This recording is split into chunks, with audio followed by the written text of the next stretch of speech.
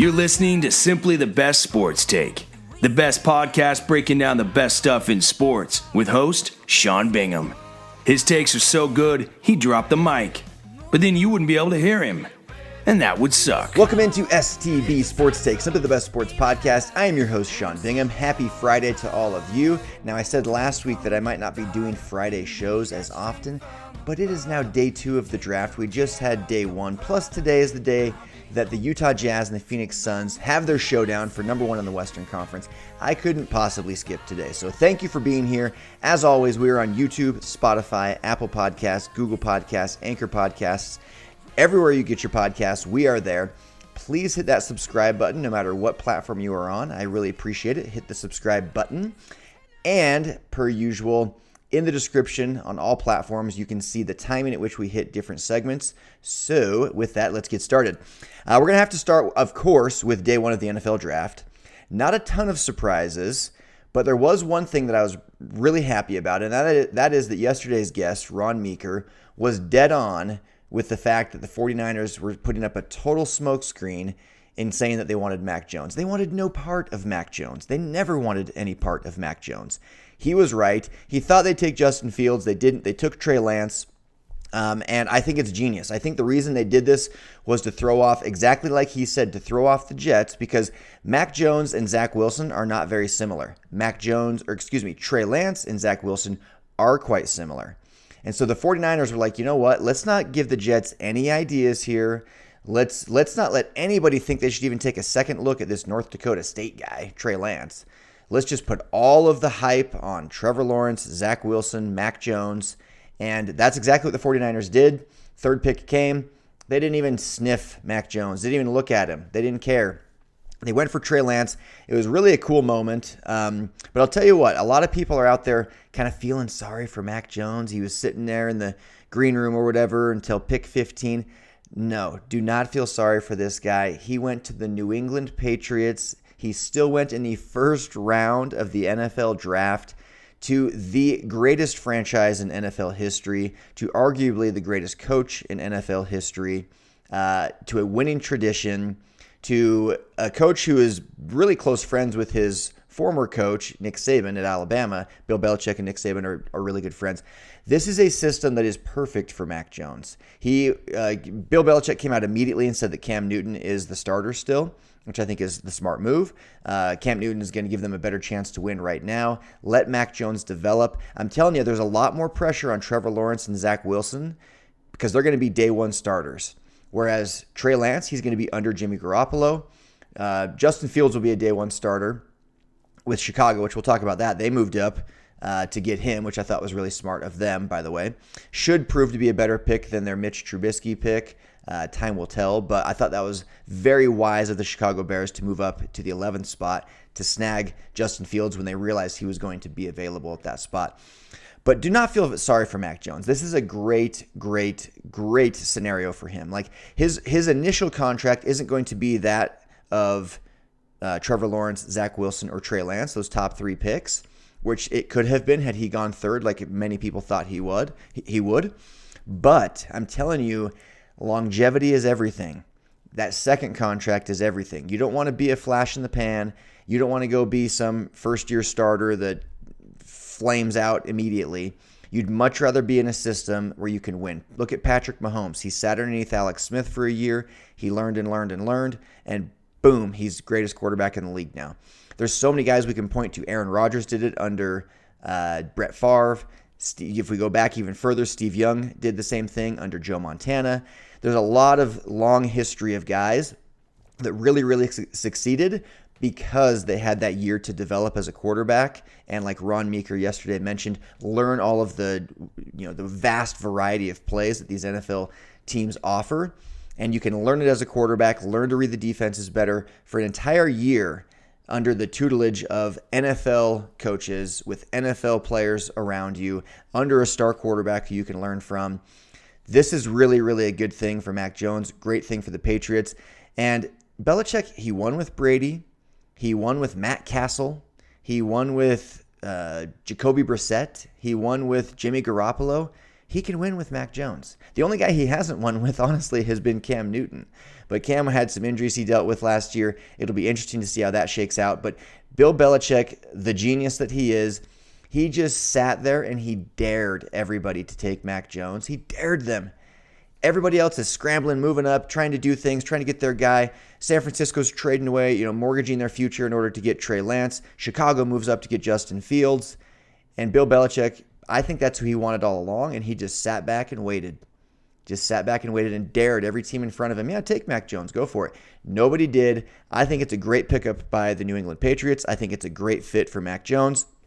So do not feel bad for Mac Jones. The guy is going to make millions and millions of dollars, and he's going to be on one of the most storied franchises in NFL history, under one of the greatest coaches in NFL history, and it'll be his team in a year or two, potentially even somewhere in the middle of this season, depending on how Cam Newton stays healthy and how he performs. But big thing there. Okay, Zach Wilson, BYU guy, this little guy behind me for those on YouTube, is a my BYU graduate, little, whatever you call that thing. Not my diploma for those listening. It's like a little statue thing. I don't know what it is. But anyway, I went to BYU is what I'm getting at. So Zach Wilson's a guy I've paid special attention to. I'm here in Utah, and I went to BYU, and obviously Zach Wilson went to BYU. And I'm stoked for him, okay?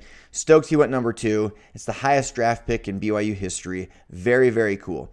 The one concern I've had is he's got to now be a day one starter, and he's in the New York Jets franchise, which is just not a very storied franchise. They've kind of got a history of dysfunction. Now, that being said, they obviously do have a new head coach in Robert Saleh. They have so he's a first-year head coach, only 42 years old.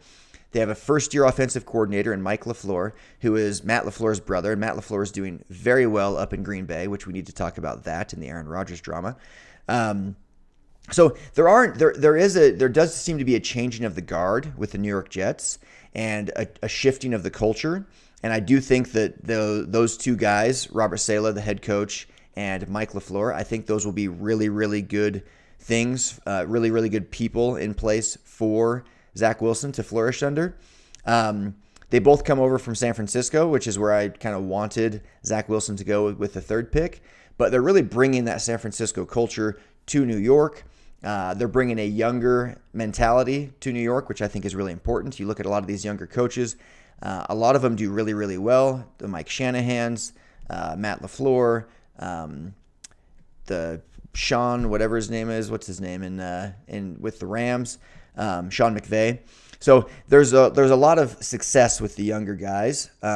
So I kind of like that for Zach Wilson. I think it could be good. I don't think we should expect too much from him in year 1, but I loved that immediately after drafting Zach Wilson, what did the Jets do?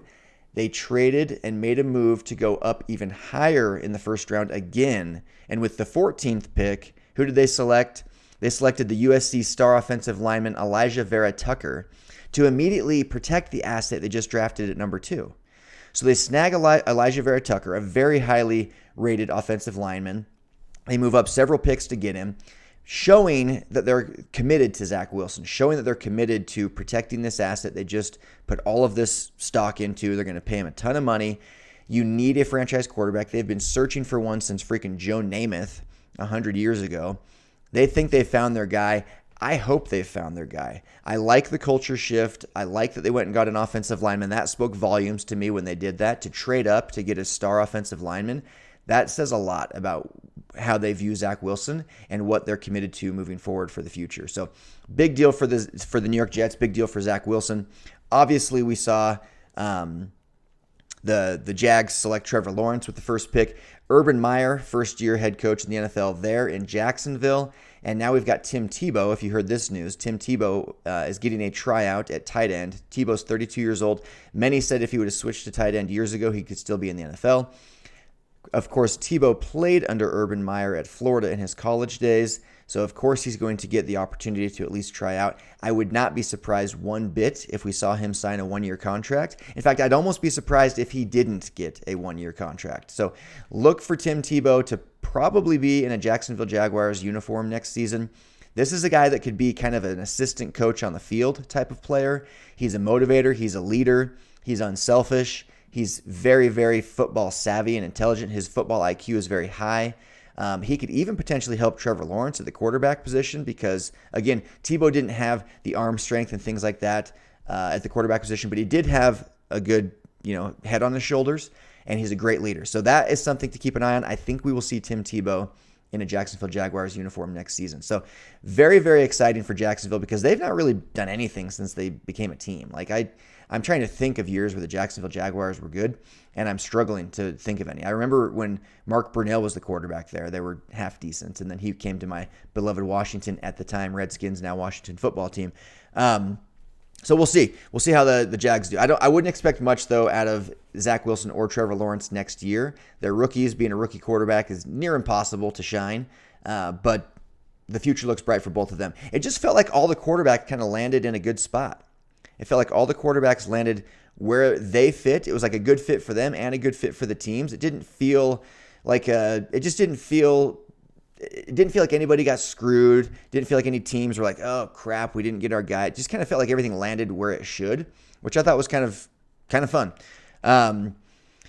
So we'll see what happens in day 2. Today is day 2 of the NFL draft. We'll keep an eye on that. And I'm looking here. Oh, Aaron Rodgers. I need to talk more about that. So Aaron Rodgers, this guy, the word breaks, and I tweeted this, when I saw this, but the word broke yesterday, just hours before the draft, that he wants out of Green Bay. Now, I'm reading reports that their GM and management are saying we're not trading him. John Lynch of the San Francisco 49ers, he's the GM there. He said that he actually did reach out to the Packers before drafting anybody, and there was a very quick conversation of, nope, we're not trading him. It wasn't going to happen. They supposedly offered up Jimmy Garoppolo and their number 3 pick in exchange for Aaron Rodgers and did not get him. So it'll be interesting to see if Rodgers kind of sticks to his guns, and because he's under contract for another 2 or 3 seasons. So will he stick to his guns, or will he get out of Green Bay and get out of Green Bay, or will he kind of mend some fences there and come back to the fold, if you will? I think you're going to see Aaron Rodgers not playing for the Green Bay Packers next year, because they could get a king's ransom for this guy. They could get so many picks, so many players. I mean, you could just, and I thought maybe we'd see something happen before the draft, to be quite honest with you. I thought, you know what? The timing of this is strategic to kind of force Green Bay's hand in doing something quickly and moving him. But that didn't happen, and we'll see if it does. But they're saying it's not going to. But if I'm the Green Bay Packers, I think I would. Aaron Rodgers is 37 years old. He's unhappy there. You drafted your Jordan Love. You drafted your future quarterback a couple seasons ago. You haven't used him yet. Why not? I mean, why'd you draft him in the first round? In fact, of the last 11 drafts, the only player that the Packers have taken in the first round on the offensive side of the ball is Jordan Love. No receivers, no running backs, no linemen, no tight ends. They took another quarterback. So a lot of people point to that as them not supporting Aaron Rodgers in the way that they should. For me, football's a team sport. You got to have a good defense in order to win Super Bowls too. So if they're drafting defensive players, there's no harm in that. That is supporting him, I would say, because it's like, look, you can put up a ton of points, but if we can't stop them from putting up points, then it's not going to do us any good. So I don't really buy into the notion entirely that they haven't given him the support that he needs. They also had the top-rated offensive line last year for pass protection and run blocking, so you can't really fault them anywhere there. I look at his offensive weapons around him, and over the years, he's had Randall Cobb, Jordy Nelson. He's got Devontae Adams right now, who's a top 3 receiver in the league. He's had weapons. He has weapons. So I don't really buy in entirely to the fact that they haven't supported him, but it is an interesting fact that the only offensive player they've taken in the first round in the last 11 years is their replacement for Aaron Rodgers. So interesting thing there. I do think you'll see Aaron Rodgers move on from the Packers. It feels like the damage is done, and Mark Schlereth is saying that it's almost a done deal that he will be in a Denver Broncos uniform next year. So that's what they're reporting, is that Aaron Rodgers will be with the Denver Broncos next season. The Broncos didn't draft a quarterback this year, which many thought that they would. The fact that they didn't tells me they might be confident themselves that they will have Aaron Rodgers in a Broncos uniform next season. So that's something to keep an eye on as well. Okay, we're going to move now to the NBA. I talked briefly yesterday about the Lakers and the Mavericks and the jockeying for the seeding. And I wanted to kind of dive deeper into that. Right now, Jazz are number 1. This is the Western Conference. Jazz are number 1. Phoenix Suns are number 2. Clippers at 3. Nuggets at 4. Lakers 5. Mavericks 6. Portland, Memphis, San Antonio, Golden State. Those are the top 10. So there's a 1-game difference between the Lakers and the Mavericks. 1 game. 1 game between the 5 and the 6 seed. Why is that so significant? Because if the Jazz can keep the number 1 seed and the Clippers stay in the 3 seed and the Lakers were to drop that game down into the 6 seed and the Mavericks bump up, that would mean the Lakers and the Clippers would have to play in the first round. The first round, not the conference finals, not even the second round, the first round, Clippers versus Lakers. So they beat each other up as really arguably the 2 best teams in the Western Conference. They've just had injuries. They do some kind of sandbagging for playoffs and keep everybody healthy, with their load management and stuff. But they would have to play in the first round, beat each other up. The winner of that series would play the Suns, the 2 seed. So the Jazz would play probably, as of right now, they would play, it would be the Grizzlies, but I don't believe the Grizzlies would win that play-in game. And so it'll probably end up being maybe the Warriors. So the Jazz would play the Warriors, we'll say, in the first round. Then in the second round, they would play likely the Nuggets or the Mavericks, depending on who wins that series. Those are very, very winnable series. That puts the Utah Jazz in the Western Conference Finals against likely, in my opinion, the Lakers, because I believe when LeBron gets healthy, they will be the best team in the Western Conference again. But it gives the Jazz home court advantage in the Western Conference Finals against the Lakers or the Suns or the Clippers, which means the beauty of it is those are the 3 teams we're most afraid of, right? Those are the 3 best teams outside of the Utah Jazz, and they would have to go through each other in order to get to the Jazz. So this game tonight against the Phoenix Suns that the Utah Jazz has is hugely, hugely critical. This is a must-win type of game. This is a playoff atmosphere type of game. We will not have Donovan Mitchell, and it is on the road. So the Suns are going to be favored. And if we lose, is it the end of the world? So maybe I shouldn't say it's a must-win. Let me actually retract that. It's not a must-win because there's plenty of games left. But this is a big, big game. The Suns own the tiebreaker. If we can beat them now, that will be a huge, huge thing. It'll give us a 2-game lead over them. Plus, it will have given us a little confidence road win against them without our star player. I'd really like to see the Jazz win tonight because if we can hold that number 1 seed, we'll keep home court advantage, obviously. But more importantly, I really think that it will play out in a way that we would not have to see the Clippers, Lakers, or the Suns until the Western Conference Finals. And that's the type of thing you need to win a championship. You need the stars to kind of align in your favor. I always use that Raptors analogy where they won the title just a couple seasons ago. They've got that lucky bounce of Kawhi Leonard's Game 7 buzzer beater where it's just bing, bing, bing, bing, bing, bing, bing, bing, bing, bing, bing, bing, bing, drops. That's as lucky as it is skillful when it hits that many times on the rim. Then what happens when they reach the finals? Durant gets hurt, Klay Thompson gets hurt. They win a championship. And you never wish ill on anybody, but right now we've got stars beat up. Kawhi Leonard's apparently got a foot issue, which I'm sure is a bunch of BS. LeBron's not playing because of his ankle. Anthony Davis looks a lot better these last couple games, but they're not looking. He doesn't look great, and they continue to lose with him. Jamal Murray went out for the Denver Nuggets. There's just a lot of things that are lining up for the Jazz if they can just keep that 1 seed. I really think Porzingis is always in and out of the lineup for the Mavericks. I really think you'll see the Lakers drop down because I looked up the Lakers record. I've got it right here, actually. So the Lakers, this is them. They have a pretty difficult schedule. Not a terribly difficult, but they have to play Clippers, the Nuggets, the Blazers, the Suns, the Knicks.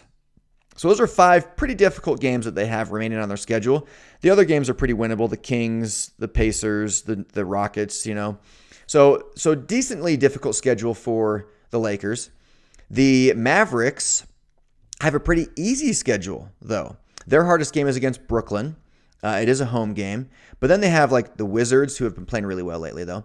They have the Kings, Grizzlies, Cavaliers twice, the Timberwolves, the Raptors, Pelicans, They just don't have a very difficult remaining schedule. The Mavericks don't. So it's not crazy to think that you'll see that one-game flip-flop between the Lakers and the Mavericks. There's only a one-game difference right now. LeBron is still out, and the Lakers have a harder remaining schedule than the Mavericks do. So I really think you're going to see the 5 and the 6 switch. I think you'll see the Lakers end up as the 6 seed and the Mavericks as the 5 seed. Then you look at the Suns. Now you look at the Suns and the Jazz remaining schedule. Obviously, they play each other tonight. And then the Jazz have 6 home games left and only 4 away games, one of which is tonight. So the Jazz have 10 remaining games, 4 of them on the road, 6 of them at home. That bodes very, very well for the Utah Jazz. They play Toronto, then San Antonio twice, which will be difficult, even though both games are at home. But the Spurs are in a fight for playoff seeding, and Popovich always has his team prepared. Those are not going to be easy wins, but they're very winnable games. Raptors, Nuggets at home, at Golden State, Portland at home, OKC, Sacramento. So I think the Jazz probably finish the season, I'm going to say 8-2, 7-3, something like that. And then let's look at the Suns. The Suns have, obviously, Utah tonight. Then they have a bunch of road games. They have a 3-game roadie right after this, but it is easier games. OKC, Cleveland, Atlanta. Then they play New York, then at the Lakers, at Golden State, then Portland, then at San Antonio twice. And again, San Antonio twice at the end of the season, those will be hard-fought games because the Spurs are going to be right there in the thick of things for that playoff seeding, the play-in game. They will not be laying down and giving up as you often see teams do in the NBA at the very end of the season. So it's very, very safe to say that the Lakers have a harder schedule left than the Mavericks, and the Suns have a harder schedule left than the Jazz.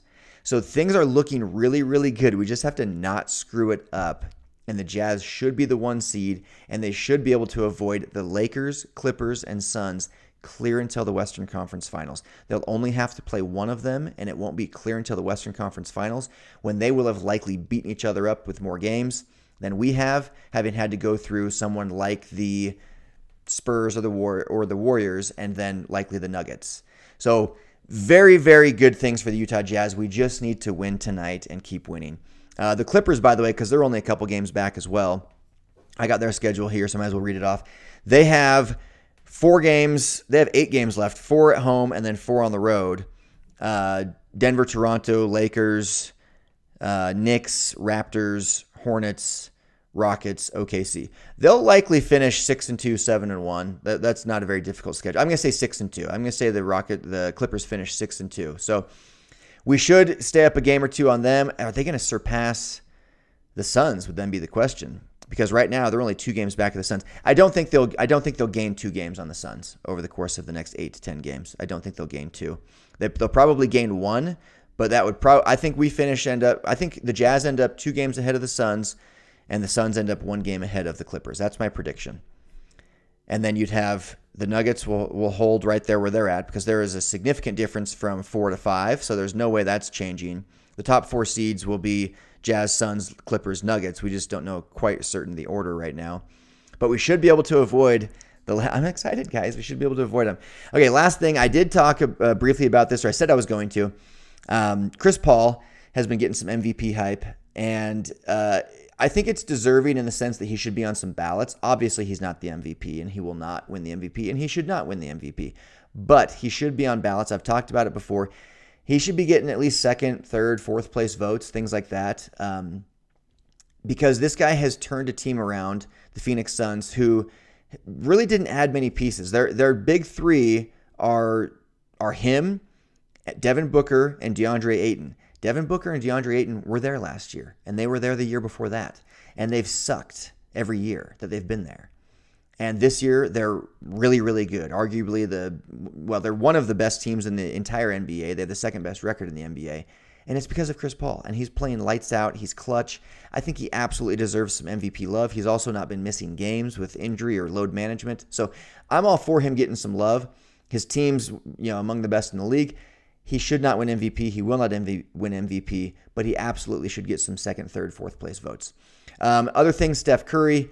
This guy, his April stats, 15 games, 37.3 points per game, 52% from the field, 47% from three. He made 96 three-pointers in the month of April, which destroyed the previous record. And he shot 91% from the free throw line. 46.6% from three. And that's like Steph Curry difficulty level. These are not open looks. These are 5 to 10 feet behind the line. These are off the dribble. These are coming off screens. These are very much on the move against double teams. High degree of difficulty for Steph Curry, and he's hitting at 47%. It's unbelievable. But they lose again last night. It doesn't equate to wins. I've said that many times before. Guys, that's the podcast. Have a great weekend. Go Jazz. I will see you Monday. I am out. Peace. Thanks for hanging with Simply the Best Sports Take. Don't forget to subscribe to this podcast and check out STB Sports Take.com. Simply the best in sports.